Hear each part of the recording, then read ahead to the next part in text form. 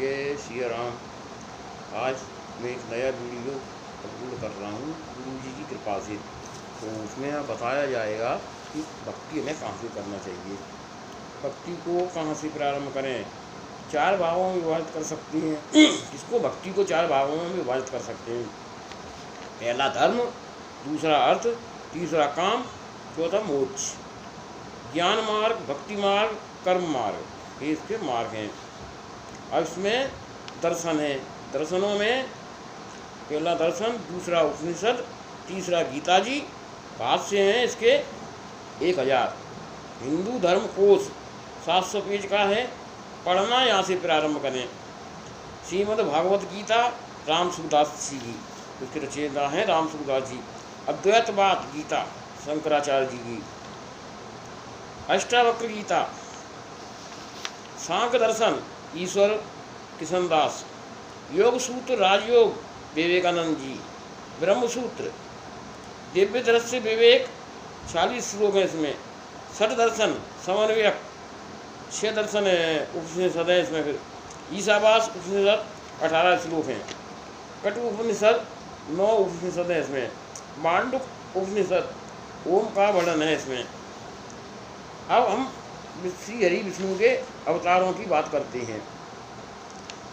पहला मत्स्य अवतार मछली का, दूसरा कूर्म अवतार कछुआ का, तीसरा वराह अवतार सूअर का, चौथा नरसिंह अवतार, पांचवा वामन अवतार, छठा परशुराम जी का अवतार, सातवां श्री रामचंद्र जी का अवतार, आठवां श्री कृष्ण जी का अवतार, 9वां महात्मा बुद्ध अवतार, 10वां कल्कि अवतार होने वाला है। कलयुग में आने वाला है, अभी इसका जन्म नहीं हुआ है।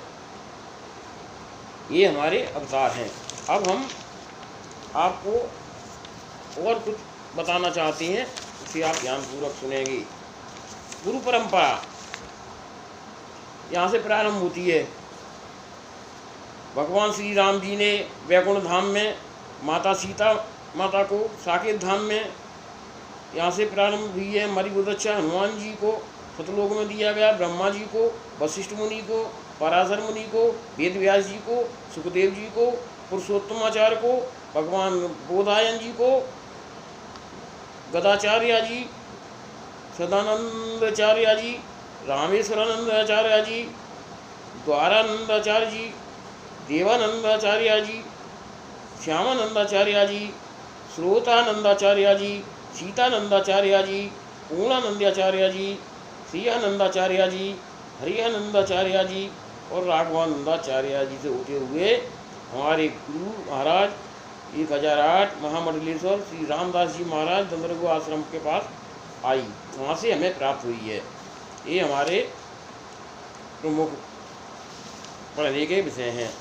अब आगे भी बताती हैं।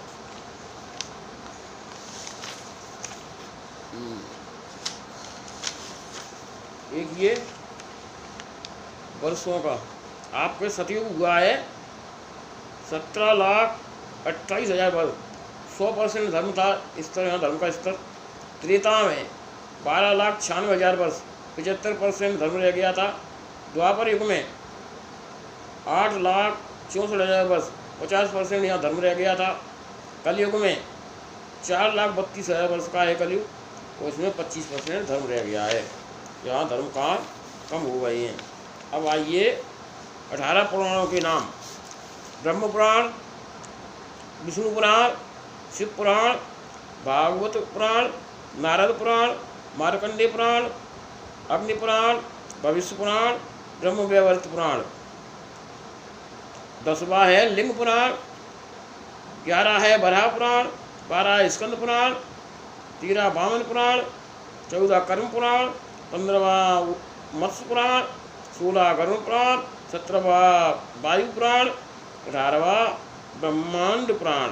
ये हमारे प्रमुख पुराण हैं। 6 शास्त्रों के नाम। शास्त्र कौन कौन से हैं? न्याय शास्त्र, इसकी रचना करने वाले हैं गौतम ऋषि। वैशेषिक शास्त्र कपाल मुनि। सांख्य शास्त्र कपिल आचार्य। योग शास्त्र पतंजलि। मीमांसा शास्त्र जैमिनी ऋषि। वेदांत शास्त्र व्यास जी महाराज। अब युग कौन कौन से हुए हैं? सतयुग देवता और दानव अलग अलग रहते थे, त्रेता युग में देवता और दानव एक लोक में रहते थे, द्वापर युग में देवता और दानव एक ही परिवार में रहते थे, कलयुग देवता और दानव एक ही शरीर में रहते हैं, एक ही शरीर में रहते हैं, इसी को राक्षस कहते हैं। कोई उनकी अलग बुनी होती है कि सींग लगी हो राक्षसों की, ये प्रवृत्तियाँ होती हैं, राक्षसी प्रवृत्ति इस मनुष्य के अंदर होती है, कोई इंसान होता है,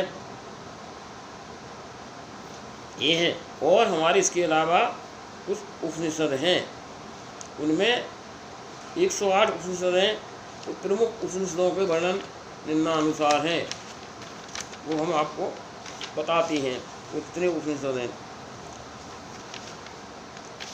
या फिर हम अगले वीडियो में बताएंगे। बस इतना ही रहने दो, क्योंकि बड़ा वीडियो हो जाएगा, अगला वीडियो बनाएंगे तब हम आपको बताएंगे।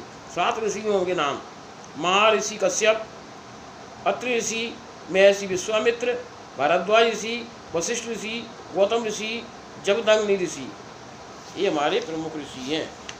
और भी कल एक वीडियो बनाया जाएगा, इसमें रामपाल का रोज किया जाएगा। आज इतना ही, कल भी आप हमारी वीडियो को देखें और सब्सक्राइब करें, लाइक करें, फॉरवर्ड करें, इससे सनातन का नया नया ज्ञान प्राप्त होता रहेगा। और सनातन की मित्रों को मैं एक निवेदन करूँगा कि किसी अंधविश्वासी के या विधर्मी के चंगुल में ना फंसें, वो अपने शास्त्रों का अध्ययन करें। अगर कोई कुछ भी कहेगा, आपने पढ़े नहीं है, तो आप उसको अनुयायी बन जाएंगे। जैसे रामपाल कुछ भी नहीं जानता है, अज्ञानी है और कुछ भी बोलता रहता है, उसके चरणों में हमारे सनातनी भटक जाती हैं और चले जाती हैं। मैं उनके लिए यही कर रहा हूँ, मेरी उनसे दुश्मनी नहीं है कि वो अपने घर वापसी करें और सनातन का ध्यान रखें, अपने प्रभु को देखें। जय श्री राम।